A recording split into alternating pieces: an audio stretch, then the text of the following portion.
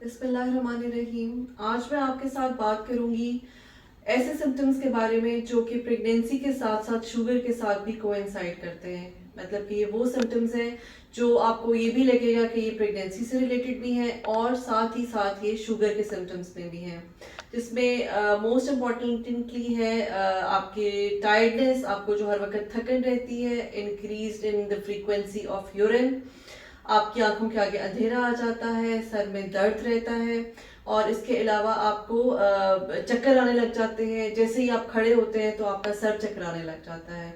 ये वो सिम्टम्स हैं जो कि आपके डायबिटीज़ में भी होते हैं और सर्टन और जनरल प्रेगनेंसी रिलेटेड भी सिम्टम्स हैं।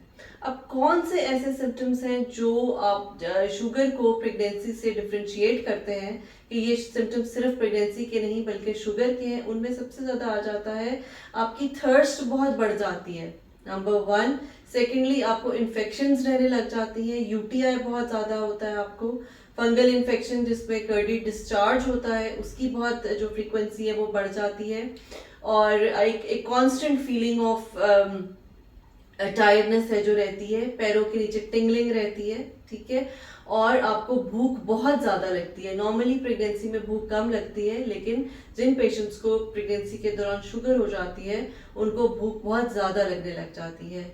सो what is the diagnostic criteria? For that purpose you have to visit your doctor. जब आप हमारे पास आते हैं तो हम आपके कुछ टेस्ट कराते हैं, जिसमें शुगर का टेस्ट होता है। वो एक फर्स्ट ट्राइमेस्टर यानी कि पहले 3 माह में कराया जाता है, फिर दूसरे 3 माह में कराया जाता है, फिर उसको तीसरे 3 माह में कराया जाता है। यानी शुगर का टेस्ट आपका पूरी प्रेगनेंसी में हम 3 टाइम्स कराते हैं कि कहीं ना कहीं उसका वो पिकअप हो जाती है।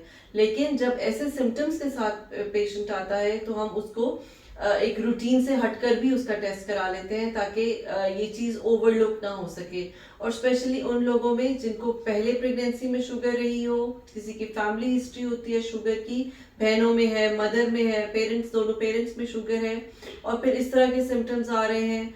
अगर ऐसे लगता है कि बेबी का साइज जो है वो नॉर्मल रूटीन से बड़ा लग रहा है, आपके पेट का साइज नॉर्मल रूटीन में बड़ा है, सपोज 6 मंथ की प्रेगनेंसी है लेकिन वो ऐसे लगता है कि 7 to 8 मंथ्स की प्रेगनेंसी है, तो उसमें हमें डॉक्टर तो ज़्यादा नहीं है, या बेबी की जो ग्रोथ है, बेबी का वेट, बेबी का जो एब्डोमेन है वो अपनी एक्चुअल जो डेट्स के साथ कोइंसाइड कर रहा है या उससे ज़्यादा हो रहा है, तो ये सब पॉइंट्स जो हैं ये हमें एक इंडिकेटर है इस चीज़ के लिए कि probably you are having diabetes. फिर हम आपके टेस्ट कराते हैं, उनसे हमें कंफर्म होता है कि आपको डायबिटीज़ है। फिर हम इसको एज एक डायबिटिक पेशेंट को उसकी मैनेजमेंट जो है वो सिर्फ और सिर्फ डॉक्टर कर सकती हैं। प्लीज़ घर पे बैठ के अपनी शुगर की मैनेजमेंट खुद से मत करिए, अपने गायनेकोलॉजिस्ट के पास जाइए। अपना पूरा एक रिकॉर्ड जो है शुगर का, अगर वो आपको कहेंगे कि जी आप अपना शुगर का रिकॉर्ड बना कर लेकर आए, उसमें ये होता है कि आपने एक दफ़ा खाने से पहले शुगर चेक करनी होती है और फिर खाने के 1 घंटे के बाद।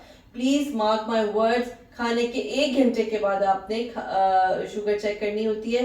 खाने के 2 घंटे के बाद वो लोग शुगर चेक करते हैं जो प्रेग्नेंट नहीं है, क्योंकि प्रेगनेंसी में जो भी शुगर का क्राइटेरिया है वो है आफ्टर 1 आवर। इस तरह से आपका एक स्केल बन जाता है, उस पर हमें आइडिया हो जाता है कि आपके शुगर के लेवल्स क्या चल रहे हैं, और फिर हम आपको या तो इंसुलिन पे डालते हैं या टेबलेट्स दी जाती है। That depends upon your gynaecologist and the problems you are facing. I hope मैंने बहुत डिटेल से आपको इस चीज़ को I have made you understand this कि हम किस तरह से शुगर को डायग्नोज कर सकते हैं। और शुगर जो है, प्रेगनेंसी में शुगर होना माँ और बच्चे दोनों के लिए बहुत खतरनाक है। इसको टाइम पे इसका डायग्नोज होना बहुत ज़रूरी है, ताकि इससे जो कॉम्प्लिकेशंस होती हैं उससे हम आपके बेबी को बचा सकें और आपको फर्दर जो है और मज़ीद इस बीमारी को कॉम्प्लिकेट होने से बचाया जा सके। मैं हूँ डॉक्टर सादिया मुमताज़ और आप देख रहे हैं मेरा यूट्यूब चैनल, इंस्टा पेज और Facebook page. Thank you so much.